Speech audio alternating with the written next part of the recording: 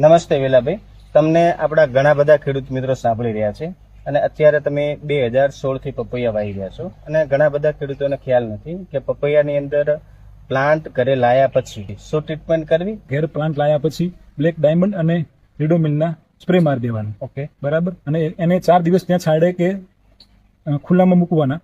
પછી 7x5 ના અંતરે તમારે તેનું પ્લાન્ટેશન કરવાનું. બરોબર છે. પ્લાન્ટેશન કર્યાને 3-4 દિવસ પછી બ્લેક ડાયમંડ અને માઇકોરાજા અને ડેકાવિન આના તમારે ટુવા તમે આપી શકો છો. ટુવા શેના માટે કરવાના? ભાઈ ત્યાં અંદર શું છે કે ભાઈ બ્લેક ડાયમંડ જે એની અંદર યુનિક આવે છે તમારા મૂળનો વિકાસ કરે, માઇકોરાજા આવે જે તંતુ મૂળનો વિકાસ કરે અને ડેકાવિનની અંદર બધા મહિના અંદર આવી જાય છે બેક્ટેરિયા કે જે કોઈ કાળી ફંગલ, વ્હાઇટ ફંગલ કે બીજી કોઈ પણ ફંગલનો એટેક ન થવા આવે. બરોબર. એના માટે અંદર શું છે કે મહિનાના પપૈયા થઈ ચૂક્યા છે. મહિનાનો જ્યારે અમારા પ્લાન્ટ થાય છે ત્યારે અમે અંદર 10-26-26 માઇક્રો